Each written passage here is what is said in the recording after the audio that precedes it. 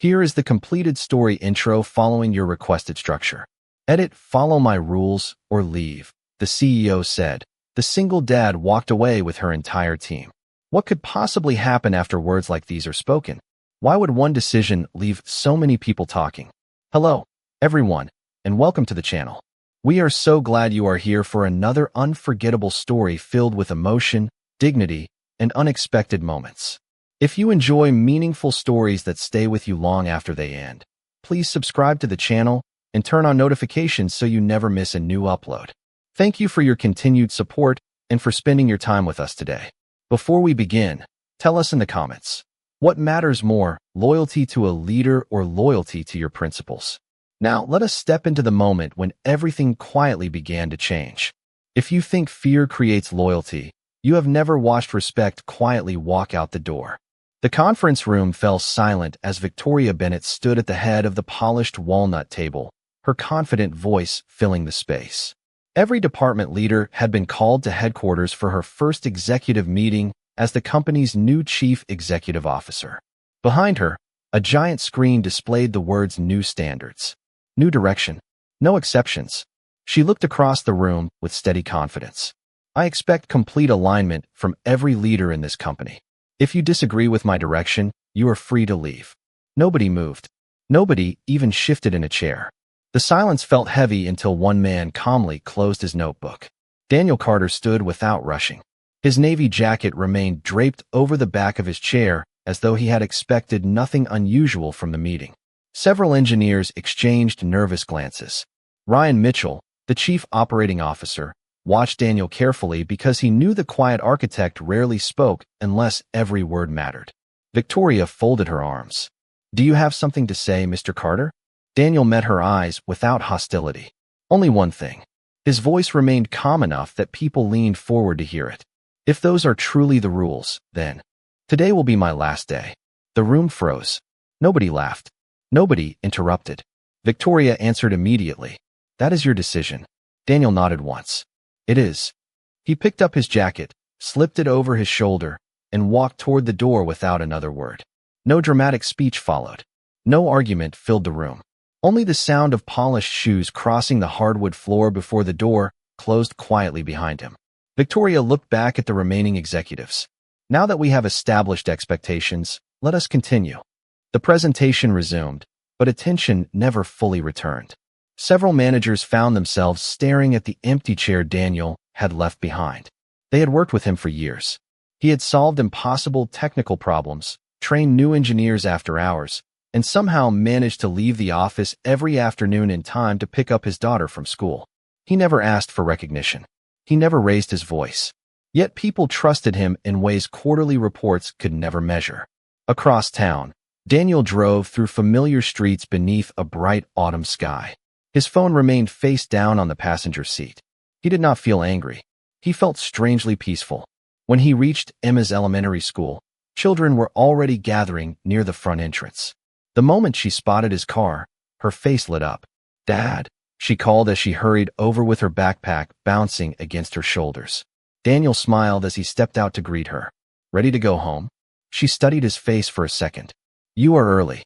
I had an unexpected change in my schedule." Emma slipped her small hand into his. "Is everything okay?" Daniel looked toward the school building before answering. "Everything that matters is right here." She smiled without asking another question because she trusted him completely. As they drove away together, Daniel's phone finally vibrated. Then it vibrated again. Before they reached the next traffic light, it had already buzzed 5 times, and every new message came from someone who had been sitting in that conference room only minutes earlier. Daniel waited until Emma finished telling him about her science project before picking up his phone. 11 unread messages had become 23. Every notification came from someone inside the engineering division. He opened the first message from a senior developer. "Did you really leave?" The second read, "Please tell me this is not true." The third was shorter than all the others. "Where are you?" Daniel locked the screen again without replying. Emma noticed the phone resting beside him on the kitchen counter. "Busy day?" she asked while pouring milk into a glass. Daniel smiled gently. It was unexpected. She pushed a plate toward him. "Then you need grilled cheese." He laughed quietly. "That sounds like the best decision anyone has made today." As they ate lunch together, Daniel listened far more than he spoke. Emma described a classroom debate about honesty. She proudly explained that telling the truth was sometimes difficult, but always easier than remembering a lie. Daniel nodded with quiet appreciation. That is a lesson some adults spend their whole lives learning. Across the city, Victoria stepped out of the conference room expecting business to continue as usual. Instead, she found clusters of engineers whispering near their workstations. Conversations stopped as she walked by. She barely noticed until Ryan caught up with her. "You should come to engineering." "Why?" she asked. "Because something unusual is happening." They entered the largest development floor. Nobody appeared angry. Nobody was arguing. The atmosphere felt calm, almost too calm. Several employees were quietly packing personal items into backpacks and cardboard boxes. Victoria frowned. "What is this?" A software engineer looked up respectfully. "I am resigning." She blinked. "Effective immediately?" "Yes, ma'am." Before she could answer, another engineer stood. "So am I." Then another voice came from across the room. "Me too." Victoria looked at Ryan. "Did Daniel ask them to do this?" Ryan answered without hesitation. "That would not sound like him." Victoria walked toward one of the senior architects. "Is this some kind of protest?" The engineer shook his head. "No." "Then explain it." He hesitated before choosing his words carefully. "For years we stayed because we believed someone would always protect the team when pressure became unreasonable." Victoria crossed her arms. "And now?" The engineer lowered his eyes for a moment. "Now the person we trusted is gone." The words lingered in the room long after he walked away. Nobody applauded. Nobody tried to persuade anyone else. Each resignation happened quietly, one decision at a time. Ryan watched the scene unfold with a troubled expression. "I warned the board that culture could not be measured on spreadsheets." Victoria kept watching another employee remove a family photograph from a desk. "One person cannot matter this much." Ryan met her eyes. "That depends on what that person spent years building." Late that afternoon, Daniel finally answered one call. Sarah Collins from Human Resources spoke first. "I am not calling to change your mind." "I appreciate that," Daniel replied. She paused before continuing. "I only wanted you to know something." Daniel remained silent. "Since you walked out, 7 resignation letters have already arrived, and more people are requesting exit interviews." Daniel closed his eyes briefly. "I never asked anyone to leave." "I know," Sarah answered softly. "That is exactly why this is happening." Daniel looked through the living room window where Emma was laughing as she chased colorful leaves across the front yard. At that moment, another message appeared on his phone, this one from Ryan, containing only a single sentence that made Daniel's quiet expression slowly change. "The board has just demanded an emergency meeting, and your name is the only item on the agenda." Daniel stared at Ryan's message for several seconds before placing the phone back on the kitchen counter. Emma noticed the thoughtful look on his face, but chose not to interrupt. She had learned that her father always became quiet before making important decisions. After helping her finish her homework, Daniel stepped onto the back porch as the evening sun painted the neighborhood in soft shades of gold. The cool breeze carried the sound of children laughing in the distance, reminding him that some things in life remained beautifully simple. His phone rang again. This time it was Ryan. Daniel answered with a calm voice. "Good evening." Ryan did not waste time. "The board wants to know what happened." "They already know what happened," Daniel replied. "They were told I was free to leave." Ryan sighed. "That is not the problem anymore." Daniel remained silent. Ryan continued. "Every hour we lose more people. 3 project managers resigned. 2 cybersecurity specialists submitted notices. Our lead infrastructure team is refusing new assignments until leadership explains the situation." Daniel leaned against the porch railing. "I never encouraged anyone to leave." "Everyone believes that," Ryan answered. "That is exactly why nobody blames you." Before Daniel could respond, another call appeared on the screen. Sarah Collins. He promised Ryan they would speak later and accepted the new call. Sarah sounded exhausted. "I have spent the last 3 hours in exit interviews." "How many?" Daniel asked quietly. 14 so far." Daniel closed his eyes for a brief moment. "What are they saying?" Sarah hesitated. "Almost every person tells the same story." She paused before reading from her notes. "They say you stayed late to help new employees without asking for credit. They say you covered medical leave so nobody would lose income. They say you quietly paid for professional certifications when the training budget ran out. They say you remembered birthdays, family emergencies, and school events. Daniel. Her voice softened. Half the company believes you cared more about their families than the company ever did. Daniel looked toward the backyard where Emma was carefully watering a small flower bed they had planted together in the spring. People only needed someone to believe in them, he said. Sarah answered almost immediately. Most managers say that. Very few actually do it. The next morning, Victoria arrived before sunrise, hoping to regain control of the situation. Instead, she found a line of employees waiting outside Human Resources. None of them appeared angry. They spoke quietly, greeting one another with respect, almost like neighbors meeting before church on Sunday. Victoria walked directly into the executive conference room, where several board members were already seated. One elderly director placed a thin folder in front of her. "Have you read Daniel Carter's personnel file?" Victoria frowned. "I reviewed his performance record before accepting this position." The director slowly opened the folder. "This is not his performance record." Victoria looked down. Inside were dozens of handwritten letters collected over the past 8 years. Thank you notes from employees. Cards from families. Messages from interns who had become senior engineers. One letter simply read, "My daughter is alive today because Daniel insisted I leave work early instead of finishing a deadline." Victoria turned another page with growing disbelief. None of these letters had ever been included in any executive report. The chairman folded his hands and spoke quietly. "You thought you dismissed a senior engineer yesterday." He paused long enough for every word to settle across the room.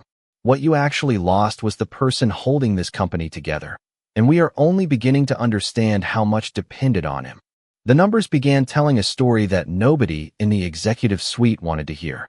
By the end of the second morning, 19 resignations had been submitted, 3 major client meetings had been postponed, and 2 product launches were suddenly at risk because entire engineering teams no longer had experienced leaders.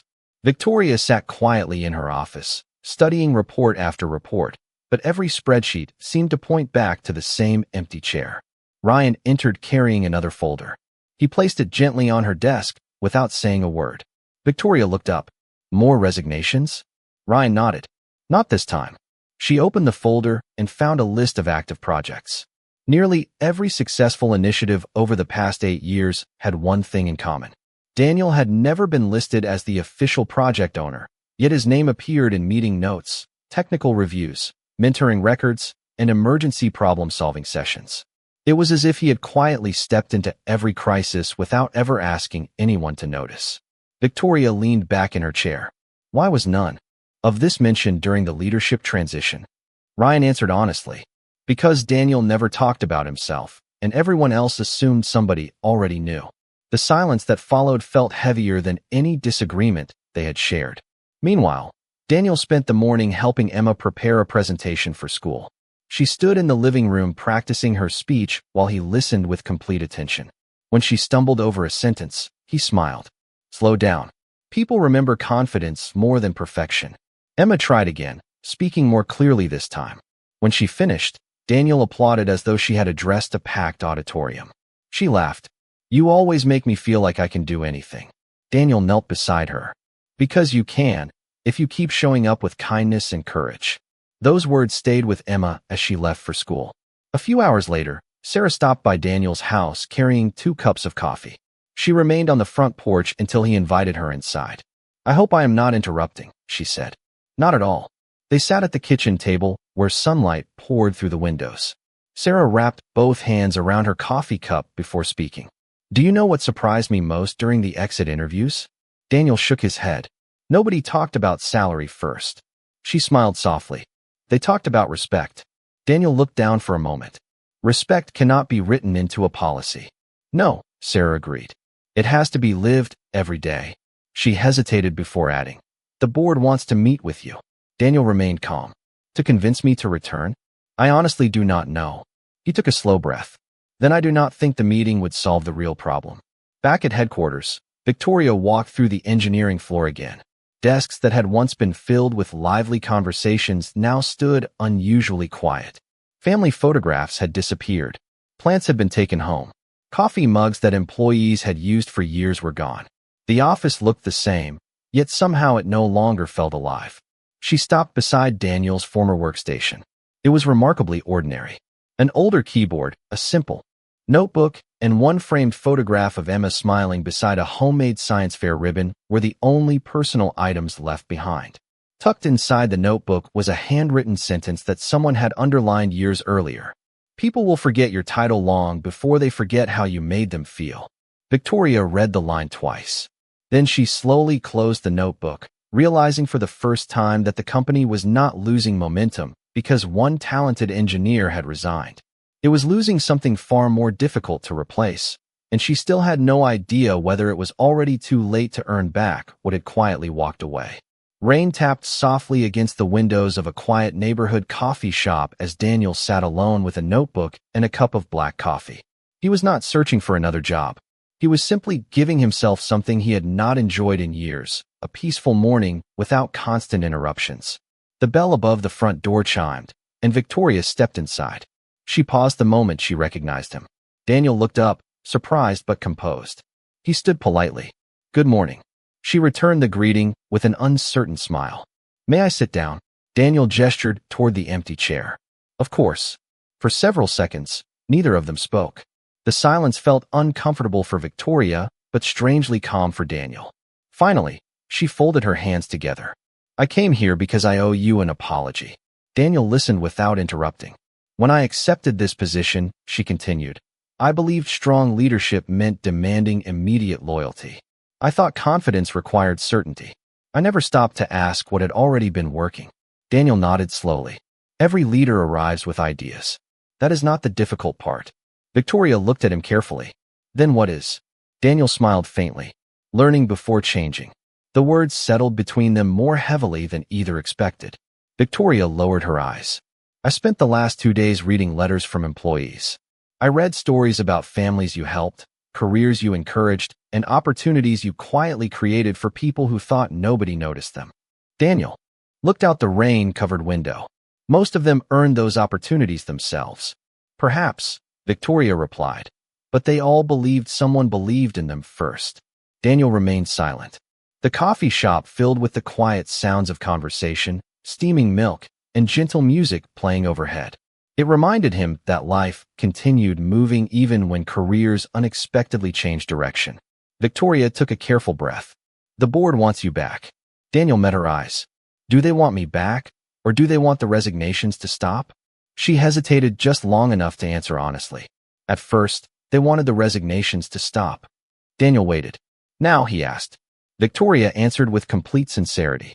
"Now I think they finally understand what they lost." Daniel appreciated her honesty more than polished corporate language. "That is an important difference." She leaned forward slightly. "Would you consider returning?" Daniel smiled kindly, but did not answer immediately. Instead, he asked a question of his own. "If I came back tomorrow, would anything truly be different for the people still working there?" Victoria opened her mouth, but found no immediate answer. She realized she could promise higher salaries, new policies, and revised procedures, but none of those addressed the deeper issue. Daniel watched the realization appear across her face without saying another word. After several quiet moments, Victoria finally spoke. "I cannot ask you to trust words that have not yet become actions." Daniel nodded with genuine respect. "That may be the wisest thing you have said since becoming chief executive officer." She laughed softly for the first time since entering the coffee shop. It was a brief moment, but it felt unexpectedly human. As they stood to leave, Victoria extended her hand. Daniel shook it warmly. There was no resentment in his expression, only quiet dignity. Outside, the rain had already begun to clear.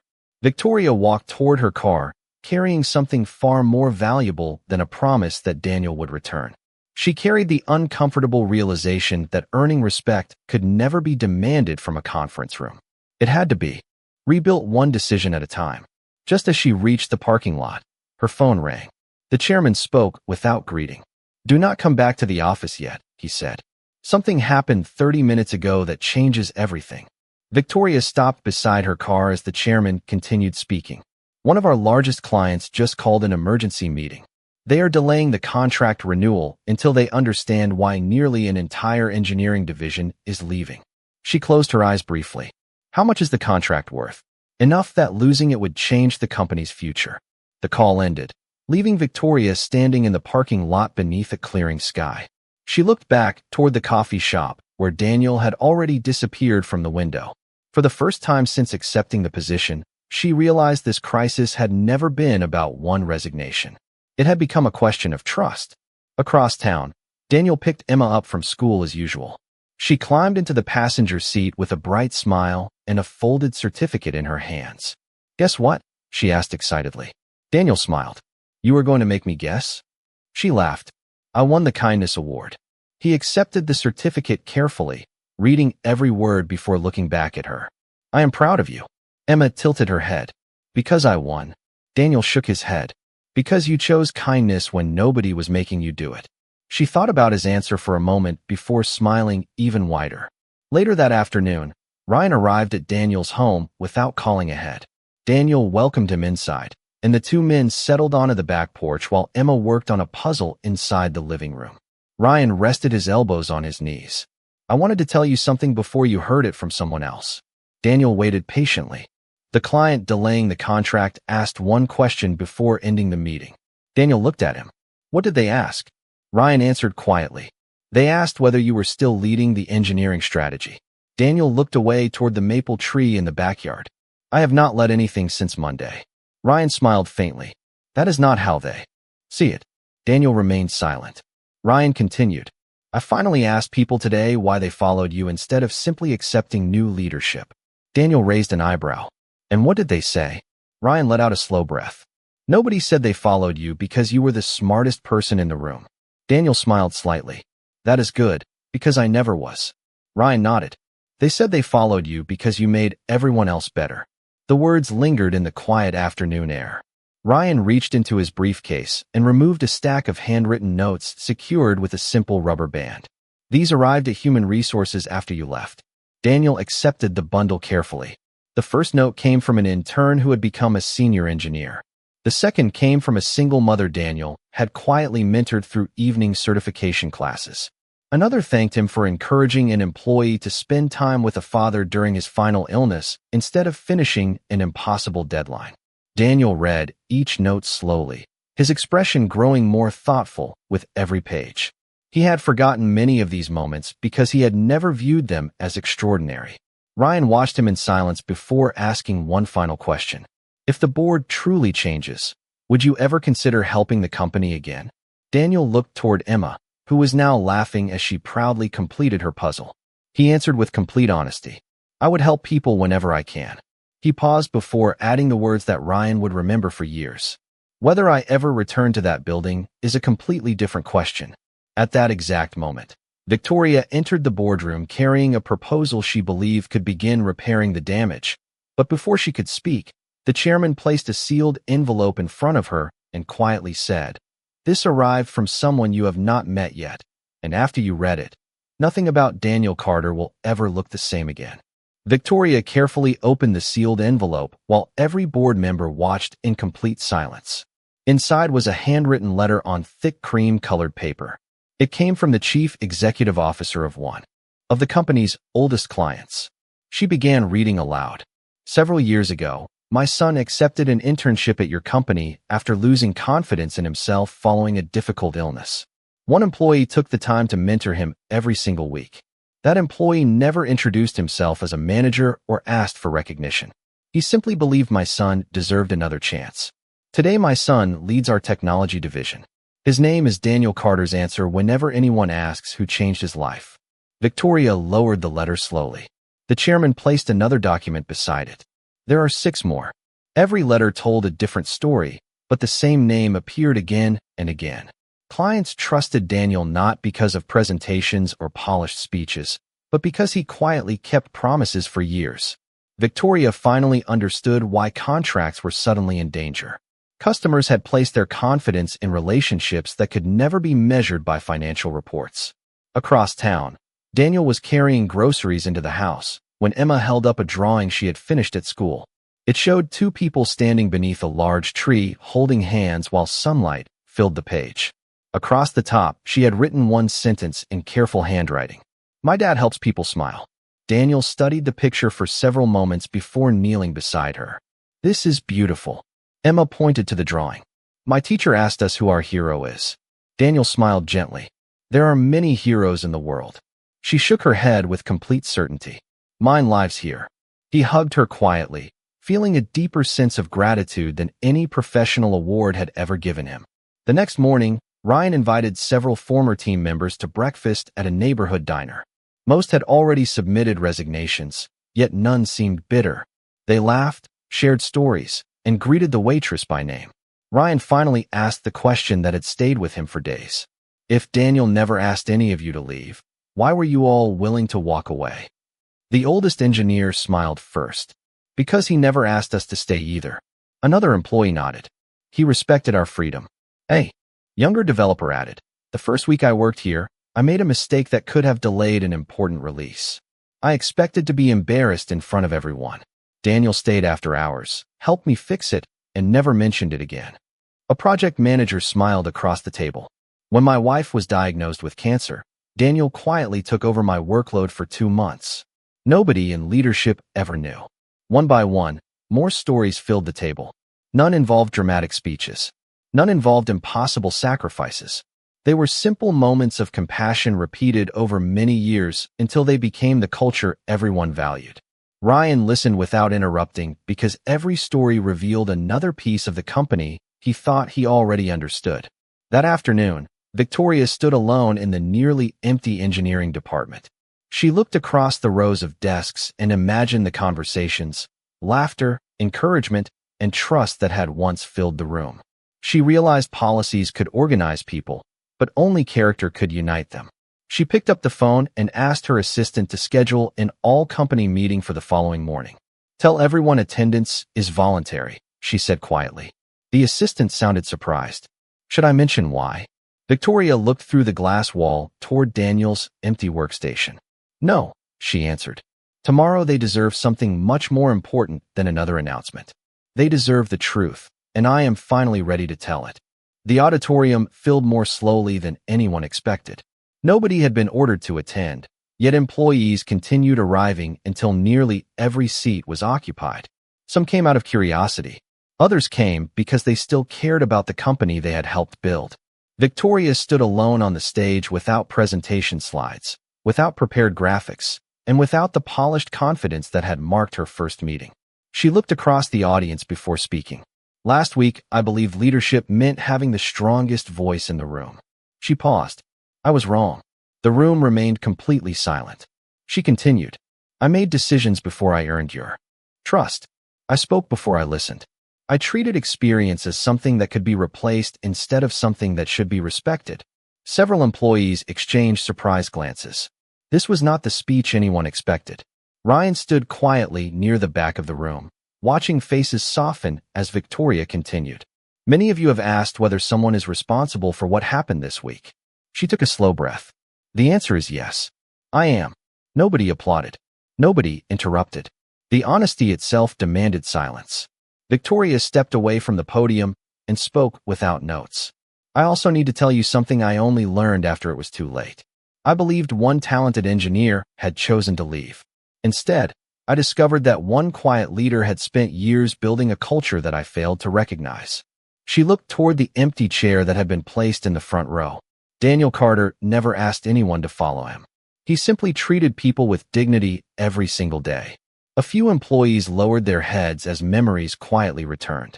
Victoria continued. I cannot undo what I said. I cannot ask anyone to forget it. But I can promise that this company will never again confuse authority with respect. She then surprised everyone by holding up a folder filled with handwritten letters. These were written by employees, families, interns, and clients whose lives were changed because someone chose kindness over recognition. She gently placed the folder on the podium. From today forward, every new manager in this company will read these letters before leading a single team. A quiet murmur spread through the audience. The announcement was simple, yet deeply meaningful. After the meeting ended, people remained in the auditorium talking instead of rushing back to work. Some employees who had submitted resignations quietly asked human resources if they could delay their final decisions. Others admitted they wanted to see whether the promises would become actions. Ryan approached Victoria as the room slowly emptied. That was the first time they heard you instead of your title. She smiled faintly. I finally understand the difference. At that same moment, Daniel was attending Emma's school assembly. Parents filled folding chairs while children proudly displayed classroom projects. Emma walked onto the small stage holding her kindness award. When asked who inspired her, she smiled toward the audience until her eyes found her father. "My dad says people remember how you make them feel." Daniel felt every parent in the room quietly turn toward him. He lowered his eyes with gentle embarrassment as Emma continued. "He helps people even when nobody is watching." The applause that followed belonged entirely to Emma, yet Daniel could not stop smiling. His phone vibrated once during the applause. It was a single message from Victoria. "I finally told them the truth. I expect nothing from you. I only wanted you to know that your example changed more than one company." Daniel read the message, slipped the phone back into his pocket, and focused on Emma as she proudly accepted her certificate. He believed that chapter of his life had quietly ended, but before the afternoon was over, an unexpected visitor would arrive at his front door, carrying an opportunity neither he nor Victoria had ever imagined. When Daniel opened the front door that evening, he was surprised to find the chairman of the board standing quietly on the porch instead of a delivery driver or a neighbor. The older man smiled warmly.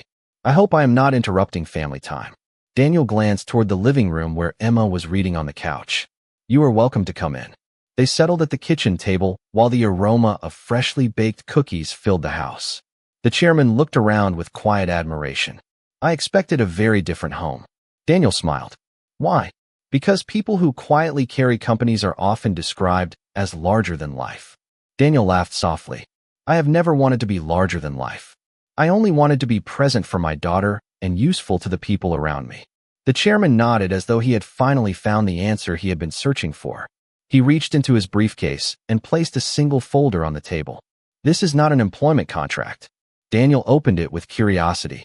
Inside was a proposal creating a new position that had never existed before. Chief Culture and Engineering Advisor. The role carried no direct reports, no executive title, and no obligation to return to daily management. Instead, it focused on mentoring leaders, developing future managers, and protecting the culture that employees had spent years building together.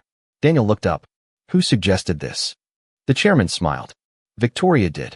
Before Daniel could respond, the chairman continued. "She told us the company does not need another hero. It needs better leaders." Daniel closed the folder and remained silent for several moments. "She has learned a great deal in a very short time." "She has," the chairman replied. "And she asked me to tell you one more thing." Daniel waited. "If you decide this is not the right path for your family, she will still be grateful for everything you have already given." Daniel appreciated those words more than any salary the company could have offered. There was no pressure, no negotiation, only respect. 2 days later, Daniel walked back into headquarters for the first time since leaving. Employees noticed him almost immediately, but something had changed. Nobody rushed toward him. Nobody applauded. Instead, people smiled, nodded, and quietly returned to their work. It was exactly the welcome Daniel would have wanted. Victoria met him near the entrance. "Thank you for coming." Daniel smiled. "I came because I believe people deserve second chances, including leaders willing to change." She extended her hand, but after a brief hesitation, they shared a warm, respectful hug instead. Ryan watched from across the lobby and quietly smiled to himself. The company had not been saved by a dramatic speech or a brilliant strategy. It had been restored through humility, accountability, and trust. Months later, the engineering department was thriving once again. Several employees who had resigned chose to return, not because anyone persuaded them, but because they saw promises becoming daily habits. New managers completed mentorship programs before leading teams. Client relationships grew even stronger. Emma proudly visited the office one afternoon during Bring Your Child to Work Day and smiled when she saw people greeting her father with genuine respect instead of formal titles. On the drive home, she looked at Daniel and asked, "Dad, how did you make so many people like you?" Daniel smiled as the evening sunlight stretched across the road ahead. "I never try to make people like me." Emma looked curious. "Then what did you try to do?" Daniel reached over and gently squeezed her hand. "I tried to leave every person a little better than I found them." Emma smiled quietly and looked out the window. Sometimes the strongest voice in a room is not the one that speaks the loudest. Sometimes it is the quiet example that continues echoing long after the conversation has ended, reminding everyone that dignity, kindness, and respect will always outlast authority.